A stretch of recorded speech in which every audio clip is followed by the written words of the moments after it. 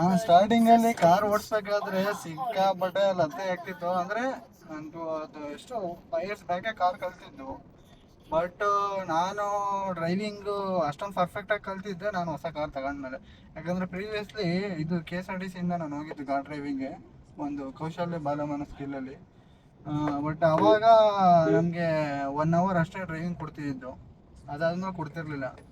So ಅದರಲ್ಲಿ ನಮ್ಗೆ ಅಷ್ಟೊಂದು ಪರ್ಫೆಕ್ಷನ್ ಕಲಿಯೋಕೆ ಆಗಿರಲಿಲ್ಲ. ಬಟ್ ಅವ್ರು ನೀಟಾಗಿ ಕಲಿಸ್ತಾರೆ. ಬಟ್ ನಮಗೆ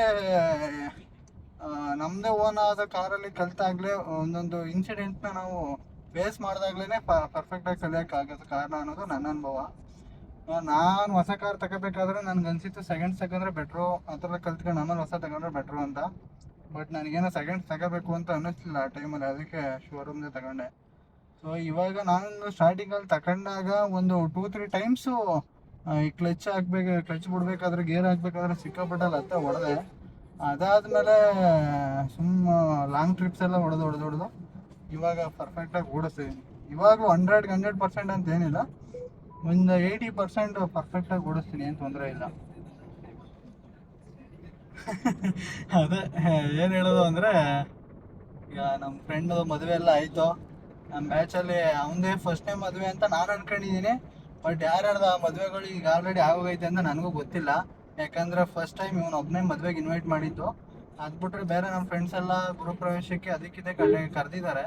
ಬಟ್ ಆ ಟೈಮಲ್ಲಿ ನನಗೆ ಅಟೆಂಡ್ ಮಾಡೋಕ್ಕಾಗಿರಲಿಲ್ಲ. ಏನಕ್ಕಂದರೆ ನಾನು ವರ್ಕ್ ಪ್ರೆಸರ್ ಇತ್ತು, ಕೆಲಸ ಇತ್ತು, ರಜಾ ಕೊಟ್ಟಿರಲಿಲ್ಲ. ಬಟ್ ಇವತ್ತು ಕೂಡ ಪ್ರೆಸರ್ ಇತ್ತು.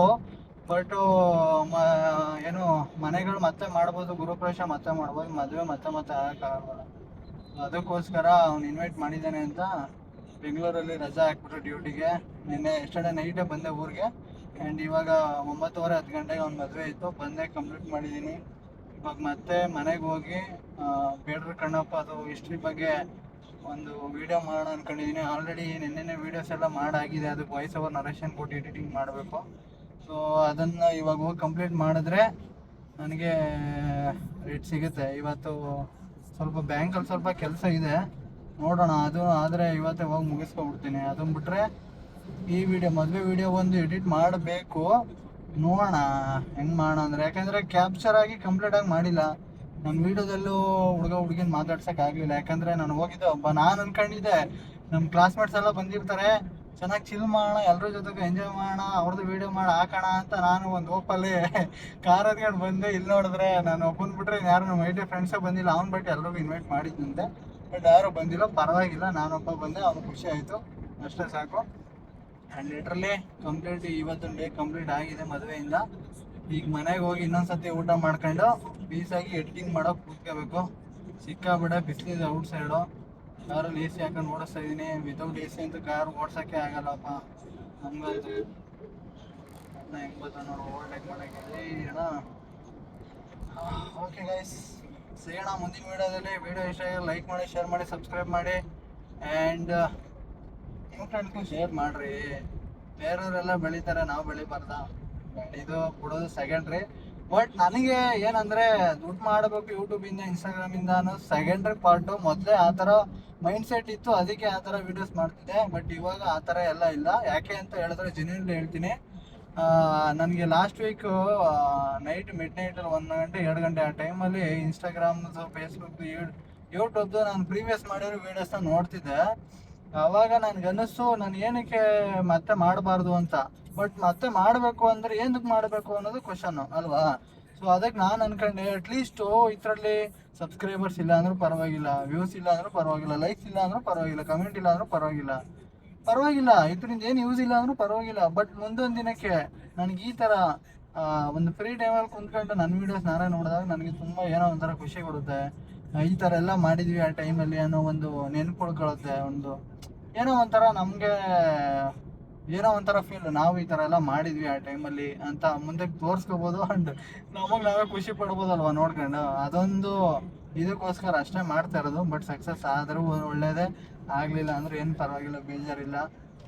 ಈಗ ಆಲ್ರೆಡಿ ದೇವ್ರು ಕೊಟ್ಟಿದ್ದಾನೆ, ಒಂದು ಒಳ್ಳೆ ಕೆಲಸದಲ್ಲಿ ಇದ್ದೀವಿ. ಅದಕ್ಕೆ ಹೊತ್ತೆಲ್ಲ ಸಂಪಾದನೆ ಮಾಡ್ಕೊಂಡು ಹೆಂಗೋ ನೆಮ್ಮದಿ ಜೀವನ ಮಾಡ್ತಾಯಿದ್ದೀವಿ.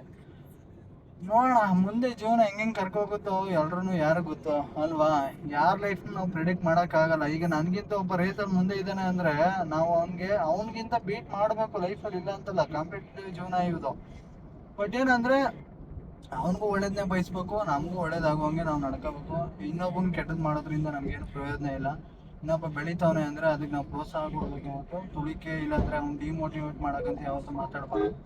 ಆ ಥರ ಯಾರೇ ಮಾತಾಡಿದ್ರು ನಾನೇನು ತಲೆಗೆ ಹಾಕೊಳ್ಳಲ್ಲ, ಯಾಕಂದ್ರೆ ಅವೆಲ್ಲ ಚಿಕ್ಕದ್ರಿಂದ ನೋಡ್ಕೊಂಡು ಬಂದಿರೋದೆ ನಾನು. ಸೊ ಇಷ್ಟು ಹೇಳಕ್ಕೆ ಇಷ್ಟಪಡ್ತೀನಿ. ಜಾಸ್ತಿ ಮಾತು ಬೇಡ, ಜಾಸ್ತಿ ಮಾತಾಡಿದ್ರೆ ಲೆಂತಿ ಆಗುತ್ತೆ ವಿಡಿಯೋ. ಲಾಸ್ಟ್ವರೆಗೂ ಯಾರು ಈ ಬೋರಿಂಗ್ ವಿಡಿಯೋಸ್ ನೋಡ್ತಾರ ಅಲ್ವಾ, ಹಂಗೆ. ಓಕೆ ಗೈಸ್, ಕಂಟೆಂಟ್ ಇಷ್ಟ ಆಗಿದ್ರೆ ಸಬ್ಸ್ಕ್ರೈಬ್ ಮಾಡ್ರಿ. ಅಷ್ಟೇ ನಾನು ಹೇಳೋದು. ಈಗ ಸಿಗೋಣ ಮುಂದಿನ ವಿಡಿಯೋದಲ್ಲೇ, ಅಲ್ಲಿವರೆಗೂ ವೆಯ್ಟ್ ಮಾಡ್ತಾ ಇರಿ. ನೋಡೋಣ ಈ ವೀಕೆಂಡಲ್ಲಿ ಮುರುಡೇಶ್ವರದಲ್ಲಿ ನೇತ್ರಾಣಿ ಐಲ್ಯಾಂಡ್ಗೆ ಸ್ಕೂಬಾ ಡೈವಿಂಗ್ ಮಾಡೋಕೆ ಹೋಗ್ಬೇಕು ಅಂತ ನಾನು ನನ್ನ ತಮ್ಮ ವಿಕಾಸ್ ಪ್ಲ್ಯಾನ್ ಮಾಡಿದ್ದೀವಿ.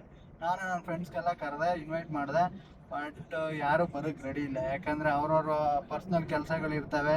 ಕೆಲವ್ರಿಗೆ ಕಾರಲ್ಲಿ ಹೋಗೋಣ ಅಂತ ಇಷ್ಟ, ಕೆಲವ್ರಿಗೆ ಟೈಮ್ ಇಲ್ಲ, ಕೆಲವ್ರಿಗೆ ದುಡ್ಡಿಲ್ಲ. ಏನು ಮಾಡೋಕ್ಕಾಗಲ್ಲ ಗೈಸ್. ಈಗ ನಮಗೂ ಕಮಿಟ್ಮೆಂಟ್ ಜಾಸ್ತಿ ಇದೆ, ಬಟ್ ಹಂಗಂತ ಕಮಿಟ್ಮೆಂಟ್ ಇದೆ ಅಂದ್ಬಿಟ್ಟು ಲೈಫ್ನ ಅರ್ಧಕ್ಕೆ ಏನೋ ಬೋರಿ ಆಗಿ ಫೀಲ್ ಮಾಡೋಕೆ ನನಗಂತೂ ಇಷ್ಟ ಇಲ್ಲ. ಲಾಸ್ಟ್ ಚಿಕ್ಕದ್ರಿಂದ 25 years ಕಂಪ್ಲೀಟ್ ಆಗೋವರೆಗೂ ಕೂಡ ನಾನೆಲ್ಲೂ ಟ್ರಿಪ್ಗಳು ಹೋಗಿಲ್ಲ, ಎಕ್ಸ್ಪೆನ್ಸಸ್ ಜೀವನ ಮಾಡಿಲ್ಲ, ಏನೇನು ಇಲ್ಲ. ಈಗಷ್ಟೇ ನಾನು ಈಗ ಸ್ಟಾರ್ಟ್ ಮಾಡಿರೋದು ಟ್ರಿಪ್ ಮಾಡೋಕ್ಕೆ, ಲೈಫ್ನ ಸ್ವಲ್ಪ ಚಿಲ್ ಮಾಡೋಕ್ಕೆ, ಎಂಜಾಯ್ ಮಾಡೋಕ್ಕೆ. ಕಮಿಟ್ಮೆಂಟ್ಸು, ಕಷ್ಟ ಸುಖ ಎಲ್ರಿಗೂ ಇದ್ದದ್ದೇ, ಬಟ್ ಲೈಫಲ್ಲ ಅದಂಗೆ ಅಂದ್ಬಿಟ್ಟು ನಾವು ಅದಕ್ಕೆ ಓಲ್ಡ್ ಆಗಬಾರ್ದು. ಯಾವ ಟೈಮಲ್ಲಿ ಏನೇನು ಮಾಡ್ಬೇಕು ಅದು ಮಾಡ್ಬಿಡ್ಬೇಕು. ಬಟ್ ಹಂಗೆ ಅಂದ್ಬಿಟ್ಟು ಲೈಫ್ ಚಿಲ್ ಮಾಡೋಕ್ಕೋಸ್ಕರ ಲೈಫ್ ಹಾಳು ಮಾಡ್ಕೋಬಾರ್ದು. ಅದನ್ನು ಒಂದು ಪಾತ್ವೆಯಲ್ಲಿ ಚೆನ್ನಾಗಿ ಹೋಗೋಕೆ ಬಿಡಬೇಕು, ನಾವು ಒಂದು ಪಾತ್ವೆಯಲ್ಲಿ ಚೆನ್ನಾಗಿ ಹೋಗ್ತಾ ಇರೋದು. ಅಷ್ಟೇ ನಾನು ಹೇಳೋದು. ಲೈಫು ಇರೋದೊಂದು ಜೀವನ, ನಮ್ಮ ಪುನೀತ್ ರಾಜ್ಕುಮಾರ್ ಹೇಳಿಲ್ವಾ, ಹಂಗೆ. ಏನು ಮುಂದಿನ ಬಗ್ಗೆ ಎಲ್ಲ ಜಾಸ್ತಿ ಯೋಚನೆ ಮಾಡೋಕೆ ಹೋಗ್ಬೇಡಿ, ಇವತ್ತಿನ ಬಗ್ಗೆ ಯೋಚನೆ ಮಾಡ್ರಿ, ಆರಾಮಾಗಿ ಚಿಲ್ ಮಾಡ್ರಿ. ಇದ್ದಿದ್ದೆ ಕಷ್ಟ ಮನುಷ್ಯನ ಬರೋದ ಮರಕ್ಕೆ ಬರೋದ, ಚಿಲ್ ಮಾಡಿ ಅಷ್ಟೇ. ಲೈಫಲ್ಲಿ ಎಂಜಾಯ್ ಮಾಡ್ರಿ, ಹಿಂಗಂತ ಹಾಳಾಗಕ್ಕೆ ಹೋಗ್ಬಿಡ್ರಿ. ಎಲ್ಲ ನಿಮಗೆ ಬಿಟ್ಟಿದ್ದು, ನಾವು ಯಾರಪ್ಪ ನಾವು. ಓಕೆ ಗೈಸ್, ಸಿಗೋಣ ಮುಂದಿನ ವಿಡಿಯೋದಲ್ಲಿ. ಹಂಗೆ ಅನ್ಕೊಂಡ ಕಣ್ಣ ಮಾತು ಮುಂದುವರೆಸಿದ್ದೀನಿ. ಈಗ ಆಲ್ರೆಡಿ ಒಂದು 5-7 kilometers ಬಂದಬಿಟ್ಟು ಆಲ್ರೆಡಿ ದುಡ್ಡಿಂದ ಮುಂದೆ ಬಂದಿದ್ದೀನಿ ಮಣಿಗೆರೆ ಹತ್ರ. ಇನ್ನೊಂದು 5 kilometers ಮಳವಳ್ಳಿ, ನಮ್ಮ ಊರು, ನಮ್ಮ ಹೆಮ್ಮೆ.